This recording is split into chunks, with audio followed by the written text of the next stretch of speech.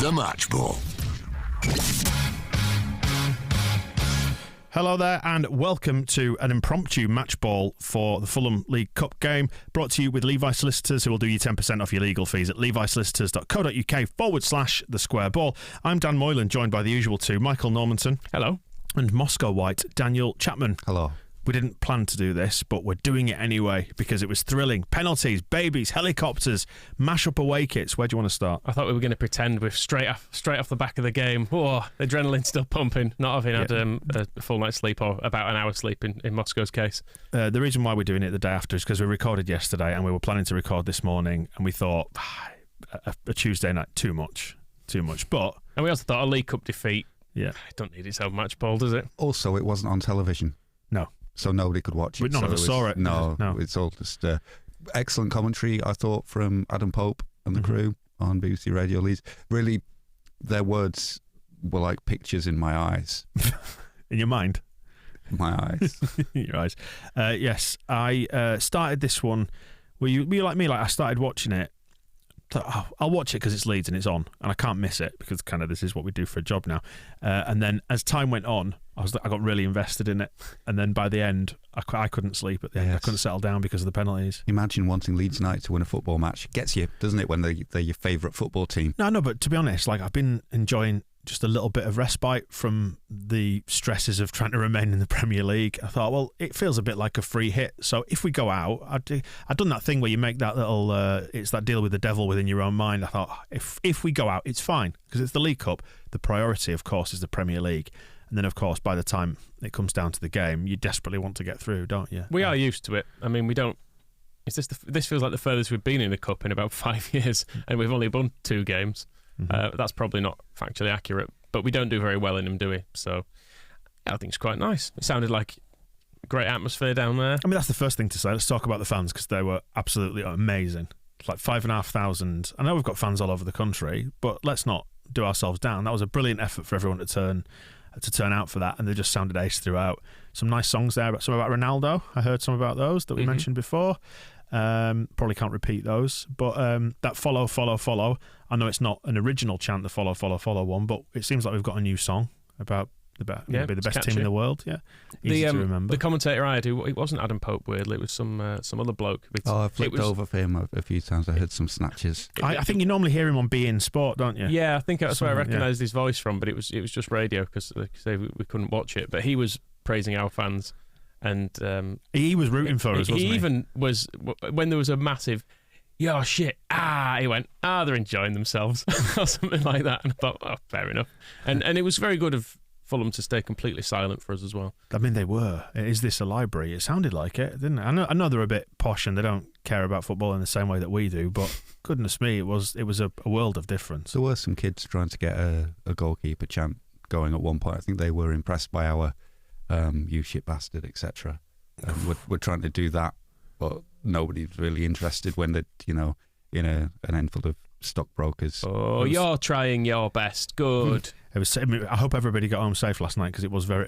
There's a real edge around Craven Cottage. I really felt. I mean, again, it's only from having watched the highlights that have since been revealed that I've seen any of this. But during the penalties, they kept focusing on about like the same 3 or 4 people behind the goal. I felt like I knew them by the end, this little family that were in the Fulham end. That's what Meslier did, didn't he? He gave him a nice look and a little wave at the end. He was. He's just tweeted, in fact, some photos of himself from the match, saying "making friends in London."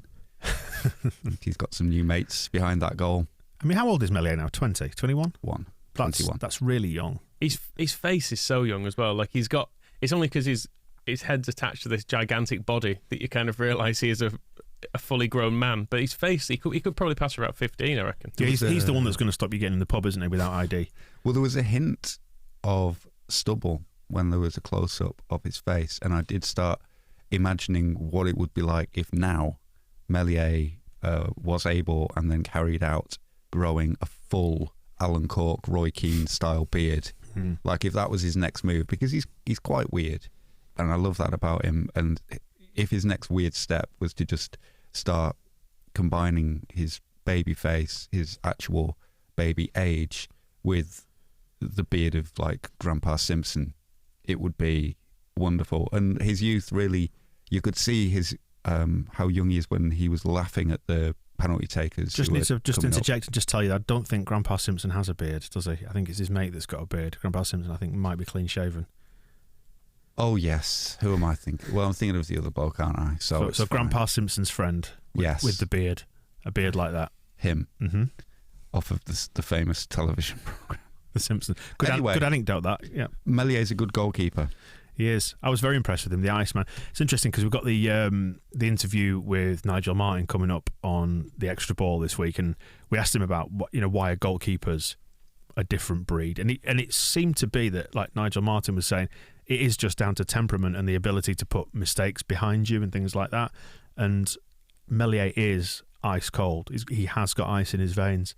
To be pissing about with the fans behind the goal towards the end of that penalty shootout, and with the taker as well, because he was like grinning, wasn't he, and like doing the old pointy thing and just messing about. Nigel Martin was also pointing out that when he was Mellier's age, he was playing in non-league in Cornwall. So for him to be, playing where he is and doing as well as he is great. I mean, not just the penalty save, which was obviously good to finish on. I mean, he seems to be diving quite early on some of the others, but we'll forgive him. But he just made some really good saves through the game, and in every game you find it after most games you can chalk up at least 3 or 4 really good saves he's made. Mm-hmm.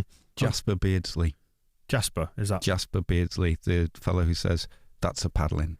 Okay. So now there you go. Thanks for that. Well, you interrupted me to bring that up, so I'm interrupting you. Your anecdote was flawed. But anyway, I was just going to say on the penalties, I think they go early because they've got to be on the line now, haven't they? They can't come off the line, so they've got to make a decision early and go with it. It's changed the dynamic slightly of how penalties are taken and received. But no, it was good, wasn't it? I mean, the game overall, do you think we deserve to win on balance? Yeah, I would say so. If Rodrigo had stuck away his chances, there was enough in it, I think, for us to have won that game. Could you pick a man of the match? Tyler Roberts, Moscow, maybe?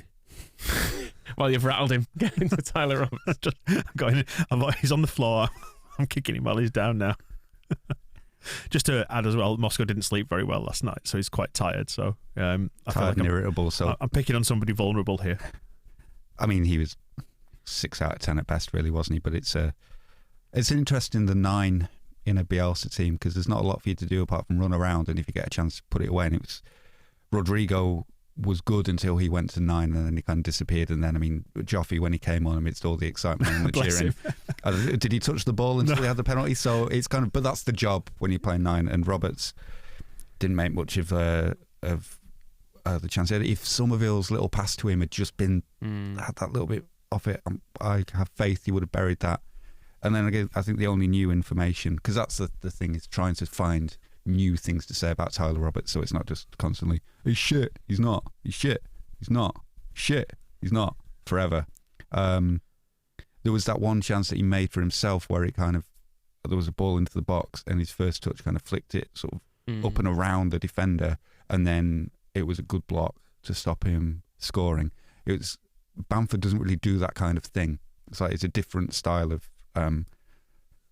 centre forward play, and if he is gonna do anything ever for Leeds United at all, maybe differentiating himself, like doing different things to Bamford, because we used to have, it set me off onto a bit of a nostalgic revelry. Maybe this is why I couldn't sleep, because I was thinking about Kemar Roof.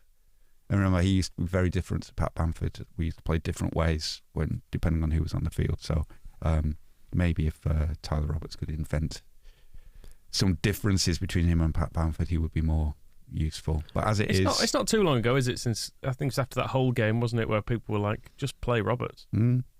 Bamford, just don't play Bamford, play Roberts. It's weird how things change. But that is the championship. And we might have a choice this weekend if Bamford's ankle holds up. So it'll be good to see how, if that is what we have to go with, how Tyler gets on with the full support of the loving Elland Road crowd cheering on one of their favourite sons wearing the white shirt. I'm sure that'll really help him put in a tip-top performance. I think with Roberts, do you agree? We're not far off groaning territory now. I think we're only a few games away from, if he continues to be a bit hit and miss, because he's just become the lightning rod for it. And I don't want to get caught up on this again because we do it every week. But you're right, Moscow. But I just think we're close to that point, and I hope it doesn't happen, because it'll be no good for him and it won't help us. But I'd love to back away from that precipice, and that's the whole point because he's got a 3-year contract, and I think we'll know if he's any good by the end of the season. We're not going to work it out in September. Mm-hmm. Like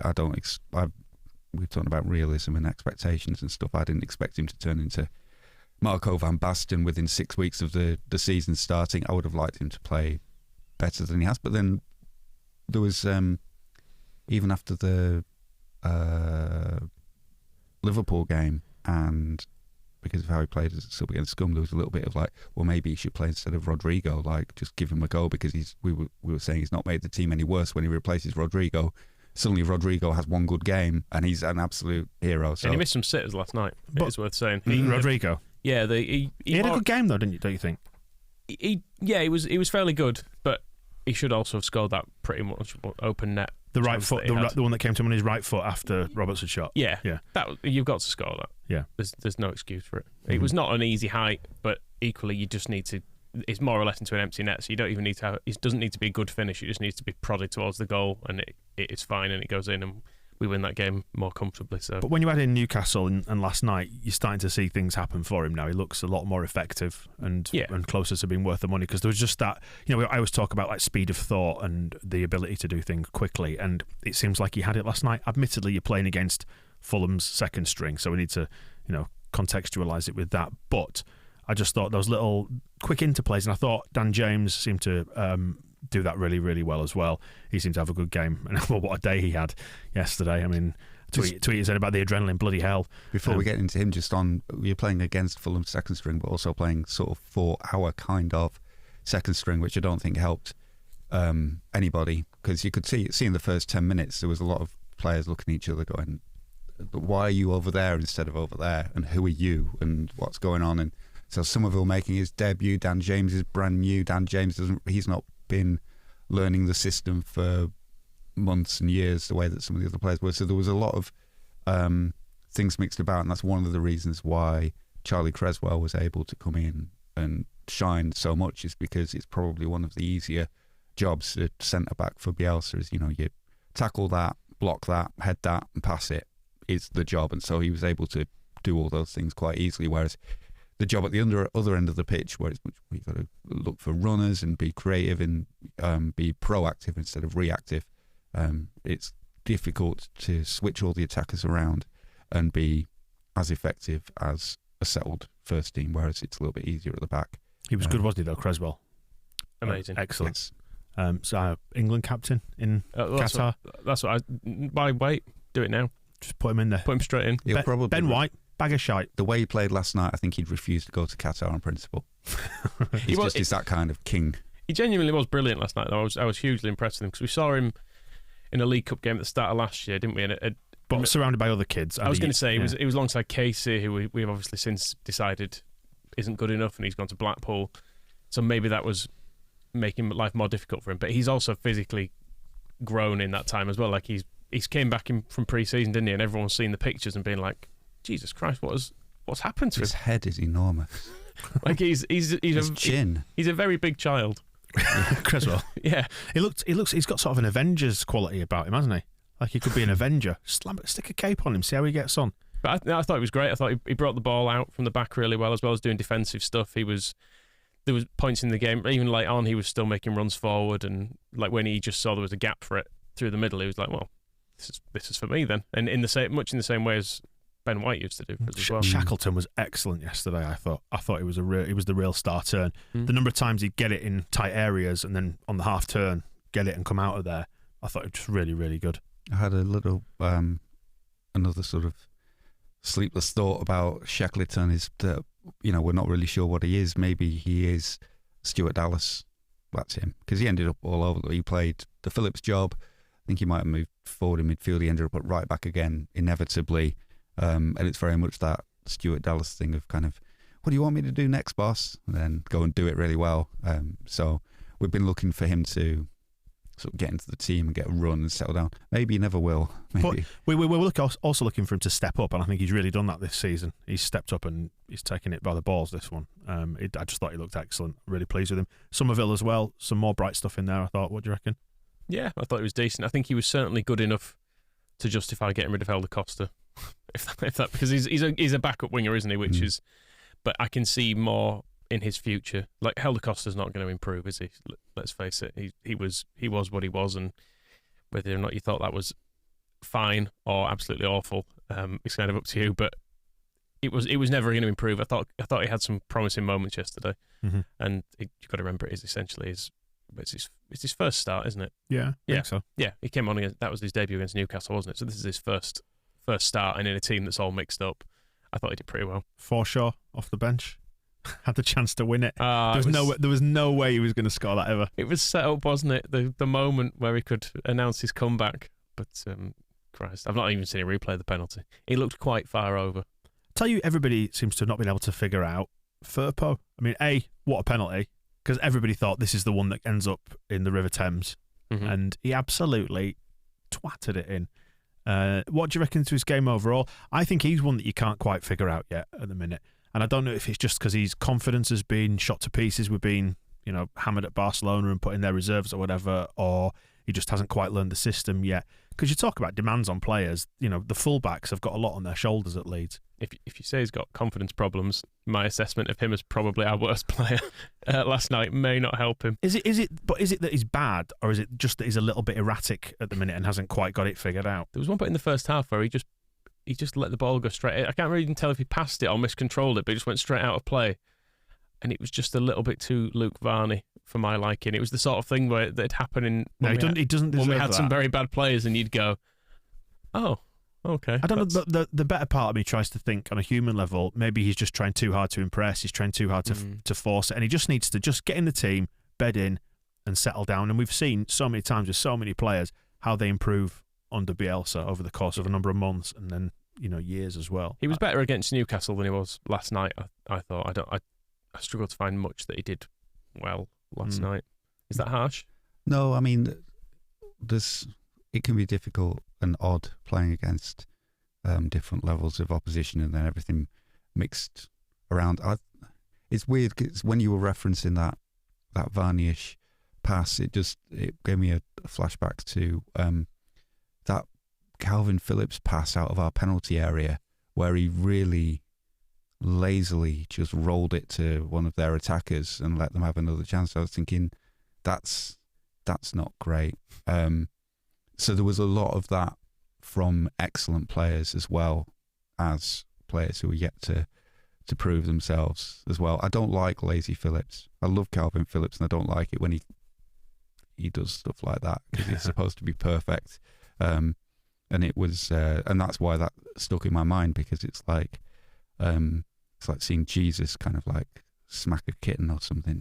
He's not supposed to do these things. But Firpo, same as just, I think he's better than he's getting credit for, and I think he's improving, and I wouldn't be judging him necessarily off of a Carabao Cup match. Like I wouldn't necessarily judge anybody too much because it's difficult to get carried away. I mean, Tyler Roberts has scored a hat-trick. He still needs to do it in the Premier League, doesn't he? And Charlie Creswell, we've now seen him against Championship opposition. He needs to and that's a positive sign.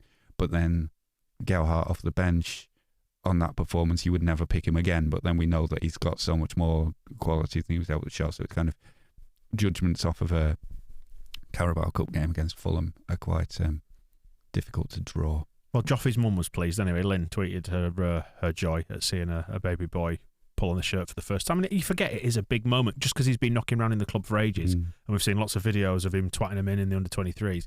It's still a step up. Karen McKinstry as well, if we're on the mums. I was going to say, he might almost benefit from a little bit of the McKinstry stuff, who didn't get cheered on. It didn't seem like people thought he was going to score that penalty, but was just as good as Joffrey was. Like, they're both, like, making your debut is the big significant step in that. Charlie Cresswell made his debut against Hull last season, didn't impress, so now he's come back and he's better and looked good. With this one, it's about ticking off achievements. So Gelhardt has played, McKinstry has played, they both scored penalties in the shootout, so they both got very good things out of the game that kind of then you don't want to be reading too much into how they actually played in the match, because, if you're not going to pass to Joffrey while he's on the pitch, then you can't do anything. So there's nothing to really say about him. But I felt like the cheers when Gelhardt came on, I was kind of like, just might not help him. let's not assume he's going to do everything in this game himself just yet. But and because he didn't, it's how it turned out. It was very much the debut of a kid making his first appearance in the Leeds team, and kind of McKinstry maybe got the benefit of being able to do that under the radar. It felt like nothing happened in the last sort of 20 minutes of the game, didn't it? It was. It lost its shape, didn't it? Yeah, completely. Everything. They'd made a few changes. We'd made a few changes, and it all just fell apart. McKinstry's penalty though was really good, because I think that Rodak kind of knew that. He could see his face that he was a child, because he was saying how young Meslier looks. He's probably even more youthful. And he just stood still for the penalty, did Rodak, didn't he? Because I think he was thinking, I'll just blast this down the middle as like a safe option. But as it was, nice side foot, made him look daft. The penalties were all, for the most part, great, I thought, particularly the kids. But like Joffrey's was amazing, wasn't it? We did skip over Forshaw.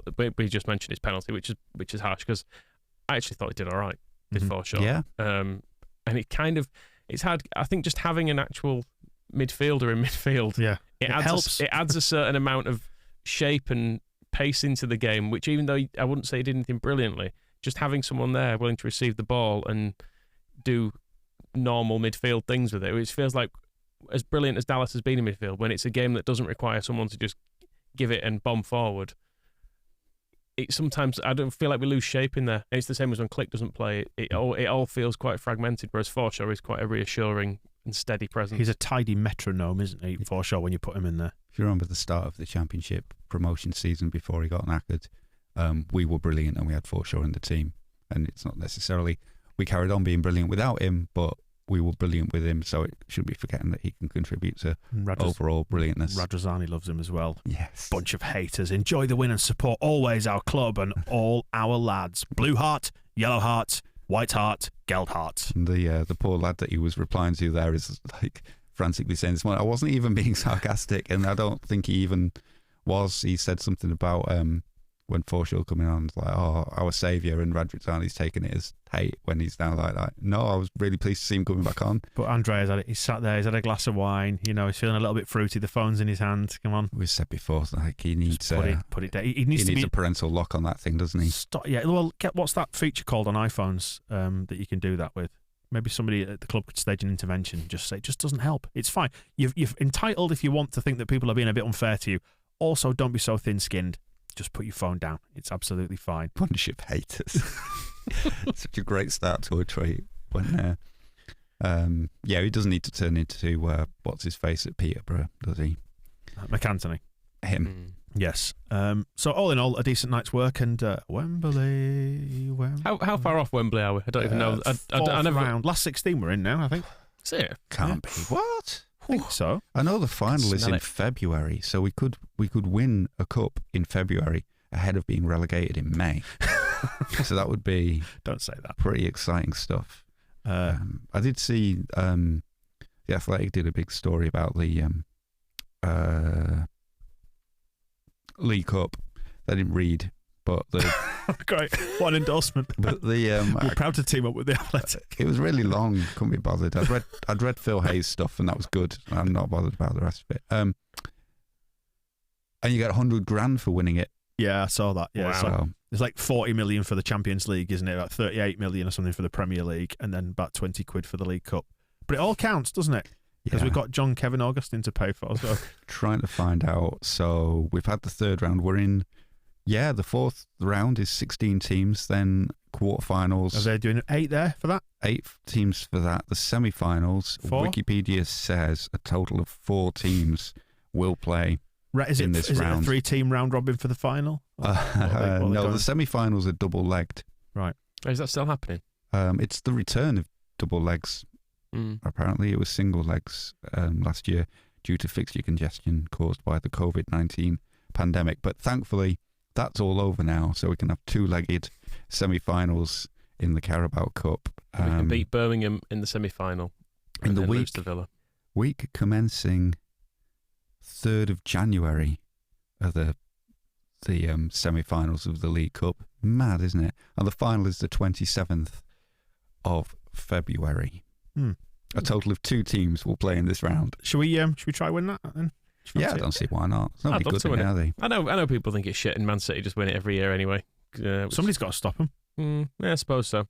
It's depressing, isn't it? Because they can just they just rest a load of players and they're still good enough to win it every single year. There is always a bit of I feel a bit of envy sometimes when I look at the other results, like Brentford 7, Oldham 0.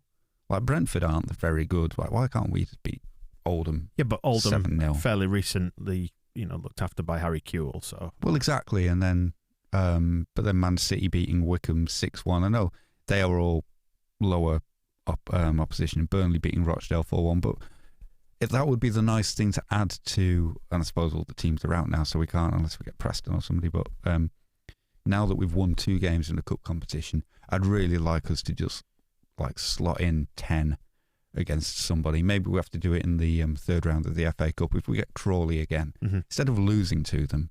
Like, now we've proven we can beat teams in a cup, let's beat one of them really well, and that would be fun and exciting. You're asking for a lot. I know. We'll see. Hey, listen, we'll wrap it up there because we've gone quite long enough and we've got more podcasts to record. So we will thank you for joining us on this impromptu match ball, and we'll see you in a bit. The Match Ball.